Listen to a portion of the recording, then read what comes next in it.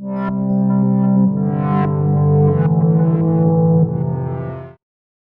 you think it's ridiculous to say that coconut water is the same as human plasma and can be injected directly into the bloodstream? Like all good myths, this one contains a kernel of reality hidden among the falsehoods. The liquid included in immature coconuts is known as coconut water. Coconuts are a vital component of the cuisine of the Solomon Islands. The development of the coconut is divided into 6 phases, according to the natives. But to keep things simple, let's suppose a young coconut is around 7 months old. At that point, it has the most water content in relation to its flesh. Coconut water and coconut milk are 2 completely different things. Freshly shredded coconut mixed with coconut water forms the emulsion known as coconut milk. The coconut water within is typically sterile, or free of germs and the like, if the coconut shell has not been shattered. In order to restore lost fluids, could it be safely injected into individuals if its components are extremely similar to blood? Dr. Pradera filtered coconut water in 1942 and administered it intravenously to 12 kids in Havana, Cuba, at a rate of 1 to 2 liters per day. He didn't mention any negative effects. It's also alleged that when the normal intravenous fluids ran short during World War II, the Japanese in Sumatra and the British in Sri Lanka both frequently drank coconut water. It was never explicitly published in the peer-reviewed medical literature, thus this is largely speculation. The results of 3 physicians' research, Eisman, Lozano, and Hager, were integrated in 1954.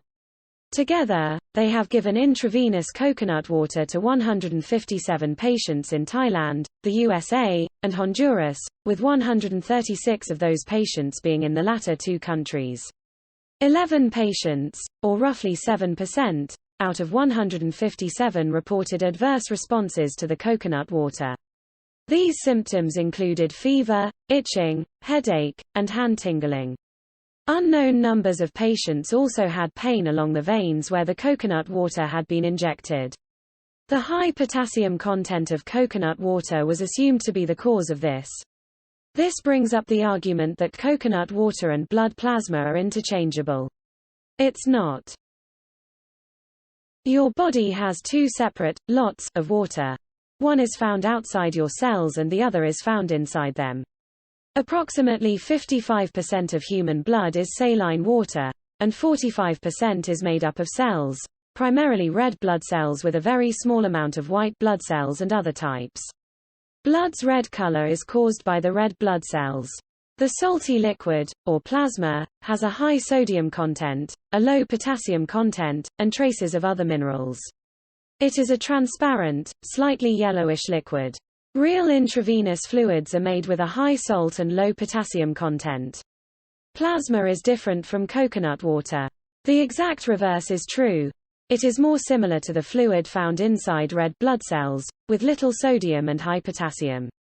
The amounts of sodium and potassium are the opposite throughout your entire body when you contrast the liquid within your hundreds of trillions of cells with the fluid outside these cells. To move the sodium outside and the potassium within, each cell has an enormous number of sodium and potassium pumps. The salt content of coconut water is around 1/4 that of plasma, whereas the potassium content is roughly 10 to 15 times greater. However, in addition to having a high potassium content, coconut water also contains a lot of calcium and magnesium, making it unsuitable for those with renal disease, serious burns, etc. Its significantly higher acidity than human plasma is another issue. Bottom line, human plasma and coconut water are not exactly the same. However, coconut water can be utilized in a crisis. A recent instance reported in the medical literature concerned a guy who lived in the remote Solomon Islands and had just experienced a stroke. He had trouble swallowing, he spat up food and drinks constantly, and he also choked on meals. He was fed through a tube placed straight into his stomach while being rehydrated with routine IV fluids. He couldn't stand the feeding tube any longer after spending 36 days in the hospital. Due to its isolation, the hospital would not receive more IV fluids for 2 days, which was unfortunate. To get him through the crisis, the physicians injected around 2.5 liters of coconut water over the course of the following 2 days. On day 39, he regained his capacity to swallow and was allowed to leave the hospital. Therefore, even if coconut water is now popular in the food craze world, injecting it could be going too far.